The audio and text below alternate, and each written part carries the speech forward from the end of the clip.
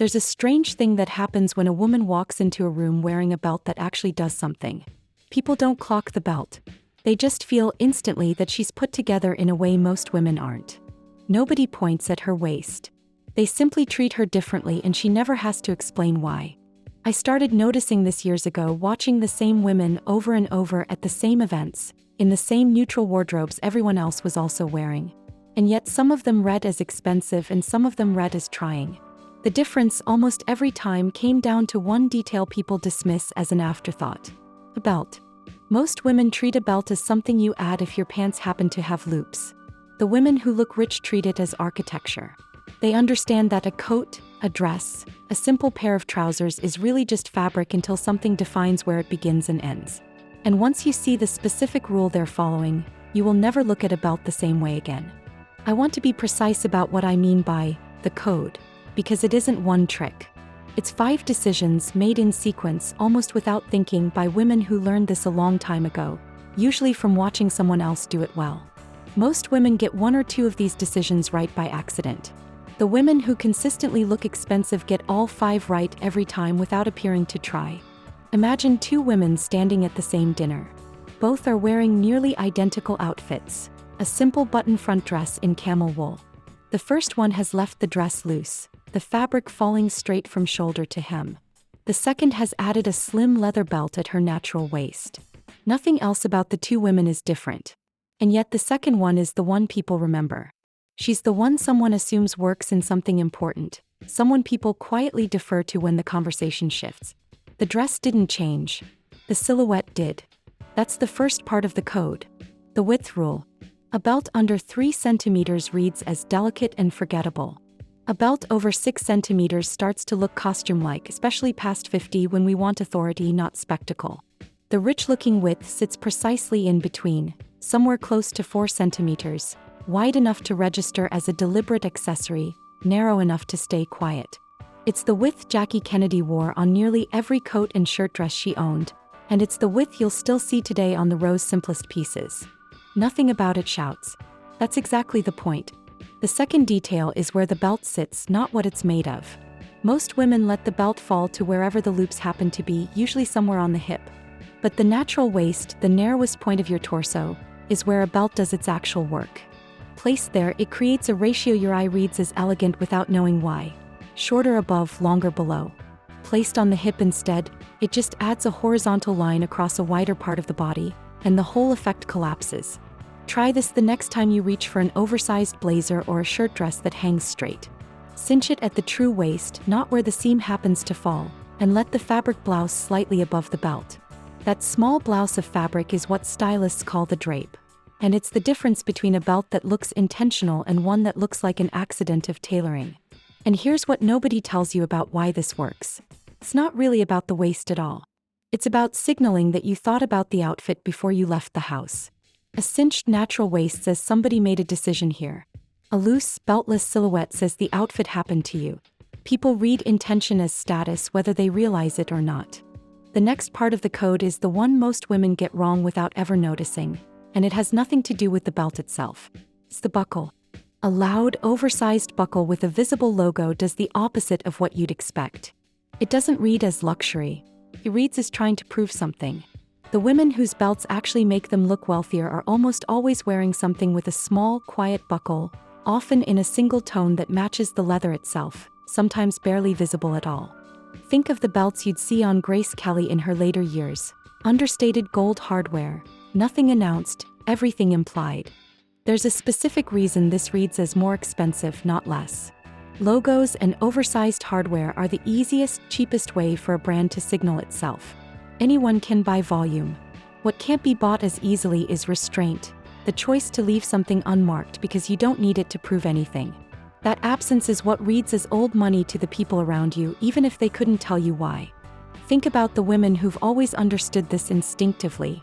Audrey Hepburn rarely wore a belt with any visible branding at all, just a narrow strip of leather that did its job and disappeared. Coco Chanel built an entire philosophy around removing whatever wasn't necessary, and a belt is one of the easiest places to practice that same discipline. The lesson translates directly to a Tuesday afternoon in your own closet. If you can see the logo from across the room, the belt is working against you, not for you. If you're finding this useful, this is exactly the kind of detail I go through every week for women who are done chasing trends and want to understand the actual mechanics behind why some looks simply read as more expensive. Subscribe if that's you. Now here's a piece of the code that surprises even women who think they already know how to dress well. The belt doesn't need to match your bag or your shoes. It needs to match your metals. This is the mistake I see constantly. A woman spends real money on a beautiful leather belt with gold hardware, then pairs it with silver earrings, a silver watch, and a gold necklace all at once. Individually, every piece is lovely. Together, they cancel each other out, and the whole look reads as slightly unconsidered, like she got dressed in a hurry. The rule elegant women follow instinctively is metal loyalty. Pick one tone for the day, gold or silver, and let every piece of hardware on your body follow it: your belt buckle, your watch, your earrings, your bag clasp. When everything agrees, the eye stops noticing the individual pieces and simply registers the whole look as cohesive, expensive, considered. That coherence is worth more than any single piece you're wearing. Picture a cognac leather belt with a slim gold buckle, worn with gold hoop earrings and a gold link watch. Nothing about any single item is remarkable. Together, it reads as a woman who dresses like this on purpose, every single day, not just for special occasions. And this is the part that changes everything, the one detail that separates a belt that simply holds up your pants from a belt that makes an entire outfit look twice as expensive. Color logic. The belt should never be the loudest color in the outfit. Its job is to anchor, not compete. The richest reading belts are almost always neutral: cognac, black, dark chocolate, or a deep burgundy, worn against equally neutral clothing. When the belt disappears into the palette of the outfit instead of standing apart from it, the whole silhouette reads as one deliberate thought rather than a collection of separate decisions.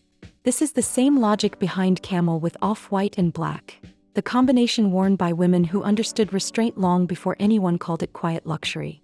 There's one last part of the code, and it's the one most tutorials skip entirely. The belt has to match the season of the fabric it's sitting on, not just the color.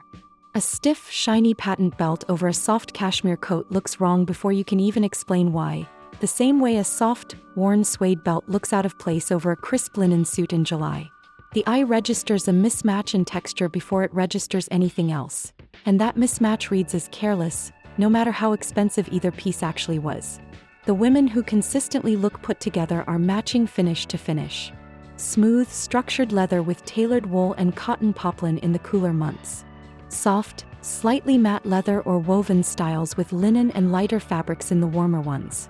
Picture the difference between a stiff patent belt cinching a soft, flowing cream blouse versus a supple, slightly worn cognac belt doing the exact same job. The first fights the fabric. The second finishes it. Nobody in the room could tell you why one dress looked more expensive than the other, because the reason is texture, not price, and texture is the detail most women never think to check. Here's how all 5 parts of the code come together in practice. A cream shirt dress, left slightly loose at the shoulders. A slim cognac leather belt, no wider than 4 centimeters, cinched precisely at the natural waist, with a small, quiet gold buckle. Gold hoops and a thin gold watch, nothing else competing for attention. That's the entire formula, and it works whether you're wearing it to a lunch or a boardroom. At 50, you already have something most 25-year-olds are still trying to buy. The restraint to know that less, placed correctly, says more than more ever could. A belt is such a small thing. And yet, positioned at the natural waist, in the right width, with the right buckle matched to the right metal, it can be the single detail that makes a room decide, without a word being said, that you are someone worth paying attention to. That's the whole code. Width around 4 centimeters. Placement at the natural waist, never the hip. A quiet buckle instead of a loud one. Metals that match everything else on your body. Fabric and finish matched to the season. 5 decisions, and almost nobody in the room will be able to name a single one of them. They'll just know, without being able to say why, that you were the one who looked like she belonged there. This is the part younger women haven't earned yet, and it has nothing to do with trends. At 50, you're no longer dressing to be noticed for trying. You're dressing the way women who've already arrived somewhere dress, quietly, precisely, with nothing left to prove. A 25-year-old reaches for the loudest buckle in the store because she still needs the room to know what she spent. You don't need the room to know anything. You just need the room to feel it. That's the real difference between looking expensive and looking rich. Expensive is loud. Rich is quiet, deliberate, and slightly withheld, the way a well-tailored coat says more by covering more, the way a single strand of pearls says more than three. A belt worn with this much intention becomes exactly that kind of quiet signal. Nobody will ever ask where you bought it. They'll simply assume you always dress like this. Which part of this code were you already doing without realizing it, and which one are you going to fix first? Tell me in the comments below. And if this is the kind of detail you want decoded every single week, the mechanics behind why certain looks simply read as more expensive than others, subscribe. There's a great deal more where this came from.